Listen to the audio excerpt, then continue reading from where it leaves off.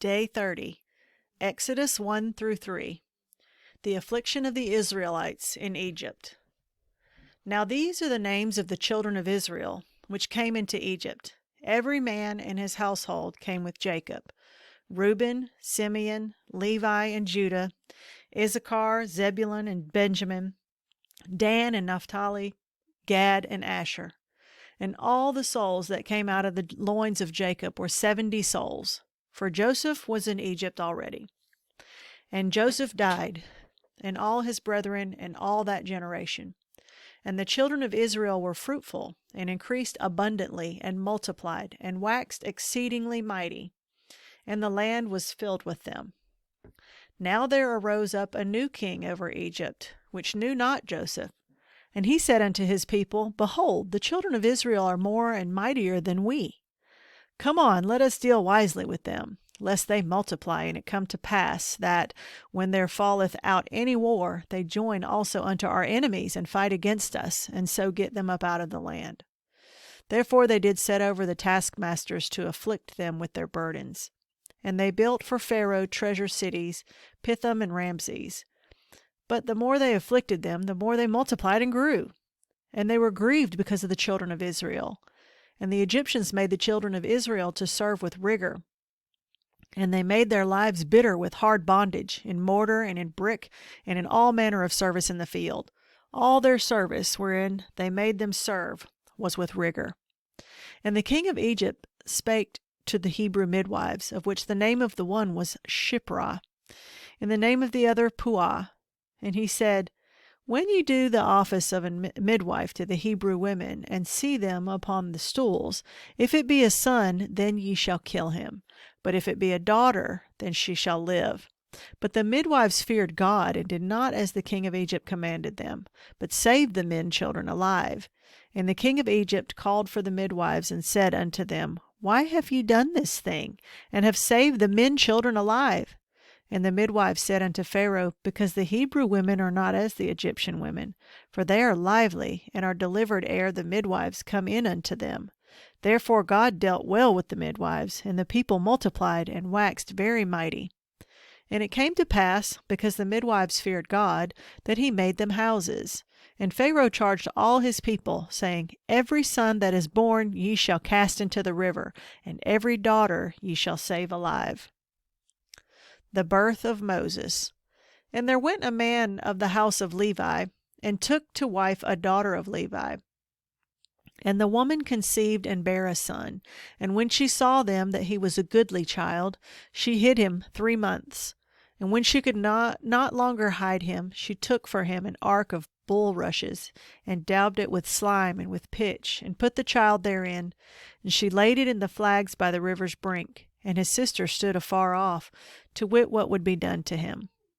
And the daughter of Pharaoh came down to wash herself at the river, and her maidens walked along by the river's side. And when she saw the ark among the flags, she sent her maid to fetch it. And when she had opened it, she saw the child, and behold, the babe wept. And she had compassion on him, and said, This is one of the Hebrews' children. Then said his sister to Pharaoh's daughter, Shall I go and call to thee a nurse of the Hebrew women, that she may nurse the child for thee? And Pharaoh's daughter said to her, Go. And the maid went and called the child's mother. And Pharaoh's daughter said unto her, Take this child away and nurse it for me, and I will give thee thy wages. And the woman took the child and nursed it. And the child grew, and she brought him unto Pharaoh's daughter, and he became her son. And she called his name Moses. And she said, Because I drew him out of the water. Moses flees from Egypt. And it came to pass in those days, when Moses was grown, that he went out unto his brethren, and looked on their burdens. And he spied an Egyptian smiting an Hebrew out of his brethren, one of his brethren. And he looked this way and that way, and when he saw that there was no man, he slew the Egyptian, and hid him in the sand. And when he went out the second day, behold, 2 men of the Hebrews strove together. And he said to him that did the wrong, Wherefore smitest thou thy fellow? And he said, Who made thee a prince and a judge over us? Intendest thou to kill me, as thou killest the Egyptian? And Moses feared, and said, Surely this thing is known. Now when Pharaoh heard this thing, he sought to slay Moses. But Moses fled from the face of Pharaoh, and dwelt in the land of Midian. And he sat down by a well. Now the priest of Midian had 7 daughters, and they came and drew water, and filled the troughs to water their father's flock. And the shepherds came and drove them away. But Moses stood up and helped them, and watered their flock. And when they came to Reuel their father, he said, How is it that ye are come so soon today? And they said, An Egyptian delivered us out of the hands of the shepherds, and also drew water enough for us, and watered the flock. And he said unto his daughters, And where is he? Why is it that ye have left the man? Call him, that he may eat bread. And Moses was content to dwell with the man. And he gave Moses Zipporah his daughter, and she bare him a son, and she called his name Gershom. For he said, I have been a stranger in a strange land. And it came to pass in process of time that the king of Egypt died. And the children of Israel sighed by reason of the bondage, and they cried, and their cry came up unto God by reason of the bondage. And God heard their groaning, and God remembered his covenant with Abraham and Isaac and with Jacob. And God looked upon the children of Israel, and God had respect unto them. The call of Moses. Now Moses kept the flock of Jethro, his father-in-law, the priest of Midian. And he led the flock to the backside of the desert, and came to the mountain of God, even to Horeb. And the angel of the Lord appeared unto him in a flame of fire out of the midst of a bush. And he looked, and behold, the bush burned with fire, and the bush was not consumed. And Moses said, I will now turn aside and see this great sight, why the bush is not burnt. And when the Lord saw that, he turned aside to see. God called unto him out of the midst of the bush, and said, Moses, Moses. And he said, Here am I. And he said, Draw not nigh hither. Put off thy shoes from off thy feet, for the place wherein thou standest is holy ground. Moreover, he said, I am the God of thy father, the God of Abraham, the God of Isaac, and the God of Jacob. And Moses hid his face, for he was afraid to look upon God. And the Lord said, I have surely seen the affliction of my people which are in Egypt, and have heard their cry by reason of their taskmasters.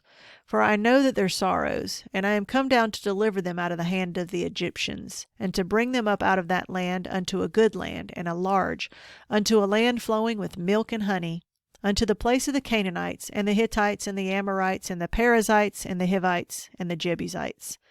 Now therefore, behold, the cry of the children of Israel is come unto me, and I have also seen the oppression wherewith the Egyptians oppress them.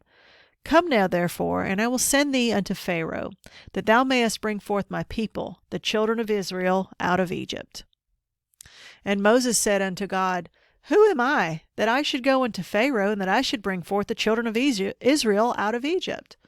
And he said, Certainly I will be with thee, and this shall be a token unto thee, that I have sent thee. When thou hast brought forth the people out of Egypt, ye shall serve God upon this mountain. And Moses said unto God, Behold, when I come unto the children of Israel, and shall say unto them, The God of your fathers hath sent me unto you, and they shall say to me, What is his name? What shall I say unto them? And God said unto Moses, I am that I am. And he said, Thus shalt thou say unto the children of Israel, I am hath sent me unto you. And God said moreover unto Moses, Thus shalt thou say unto the children of Israel, The Lord God of your fathers, the God of Abraham, the God of Isaac, and the God of Jacob, hath sent me unto you. This is my name forever, and this is my memorial unto all generations. Go and gather the elders of Israel together, and say unto them, The Lord God of your fathers, the God of Abraham, of Isaac, and of Jacob, appeared unto me, saying, I have surely visited you, and seen that which is done to you in Egypt. And I have said, I will bring you up out of the affliction of Egypt, unto the land of the Canaanites, and the Hittites, and the Amorites, and the Perizzites, and the Hivites, and the Jebusites, unto a land flowing with milk and honey. And they shall hearken to thy voice, and thou shalt come, thou and the elders of Israel, unto the king of Egypt, and ye shall say unto him, The Lord God of the Hebrews hath met with us. And now let us go, we beseech thee, 3 days' journey into the wilderness, that we may sacrifice to the Lord our God. And I am sure that the king of Egypt will not let you go, no, not by a mighty hand. And I will stretch out my hand, and smite Egypt with all my wonders, which I will do in the midst thereof. and after that he will let you go. And I will give this people favor in the sight of the Egyptians, and it shall come to pass that when ye go, ye shall not go empty, but every woman shall borrow of her neighbor, and of her that sojourneth in her house, jewels of silver, and jewels of gold, and raiment. And ye shall put them upon your sons and upon your daughters, and ye shall spoil the Egyptians.